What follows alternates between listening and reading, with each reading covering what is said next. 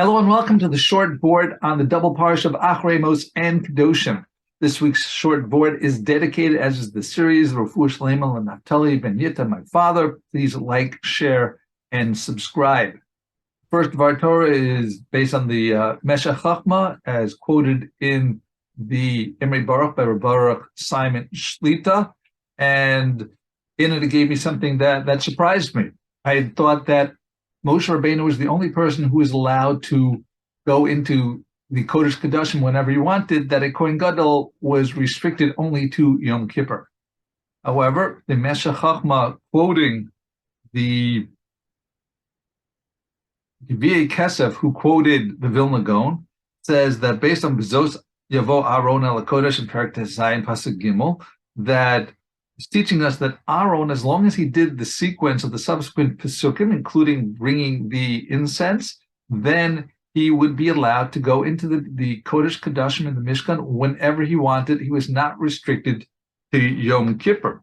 And this is based on the fact of the Seforna's commentary later in Perek Chav Daled Pasuk Gimel in Parshas Emor, where there it compares the fact that it says by Aaron with the Torah that during those 40 years, the Anan was Shura al Mishkan Yom V'Layla. The Anan, the cloud, Hashem's divine presence, was over the Mishkan for those 40 years, day and night.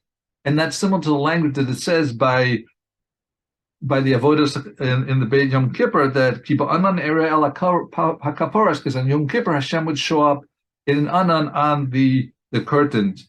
And so based on this, you want to call it Gezer Shavar, or whatever you want, then it's telling us that every day in those 40 years was like Yom Kippur. Therefore, by nature, Aaron would be allowed to go in when he wanted, again, as long as he fulfilled the conditions of certain avodah. And theoretically, this would mean that once Aaron passed away, during that brief interim period, Elazar, his son, would have the same rights and privileges to go into the Kodesh Kodashim without whenever he wanted. But the Doras for Aaron, for the sons of Aaron afterwards and all the descendants, then there would be only Yom Kippur, because that's when the Anan was there. And again, the procedures would be necessarily accomplished. Moving on into Kedoshim, so this is based on Rav Shlomo Wolbe in the Rav Wolbe on Chumash. So in Perek Yites Pasuk Yudaled, it says V'yiresem Elokecha ani Hashem. So it's talking about Yiras Shamayim. Now, think about it for a moment. How would you define Yiras Shamayim? And people would have different variations, including that fear of getting punished, fear of Gehenna, and different thoughts. But whatever thoughts you probably came up with, it's only part of the aspect of the concept. Rashi in Kedoshim helps us understand this a little bit deeper, because it says that before a blind man you should not put a stumbling block. And Rashi explained, and you should fear Hashem is written right after Rashi explains that this is not meant literally, but it's regarding giving advice to someone who's blind on a certain topic. So the person won't know whether you're if you're giving them improper advice, whether you're doing it intentionally or not.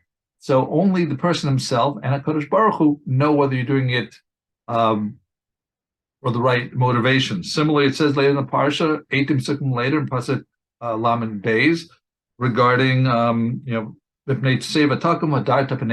get up for the aged and give respect to the elderly, and then you shall fear Hashem. Yiresem Elokecha. Once again, it's because you might think that, oh well, no one will know. I could pretend that I didn't see the old man come by and I don't have to stand up from him. But Yiresem Elokecha means Hashem knows this.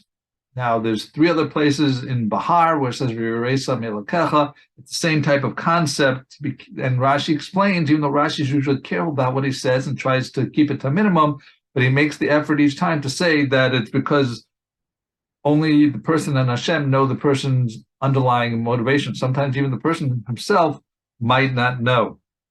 So based on this, we can say that Yira is something that's found in the recesses of the mind, and it's the rationale behind the person's actions. And the way to gauge this is by how someone acts in those mitzvahs where only Hashem would know what the person's thoughts are. So it happens to be that these 5 examples listed in Emor and the 2 here So those are all ben adam lachavero, between a man and his friend, and you could possibly fool a person by your actions, as if those who were learning the Daf Yomi just a week ago or so in Sota Daf Chav Aleph, so it talks about a Rasha Arum, a cunning evildoer, and some of the definitions connect to being someone who pretends to be pious, and that way he can cover up and do his sins. So again, he's stealing people's minds, but Hashem knows. So really, Viresha Melekech would apply there also. The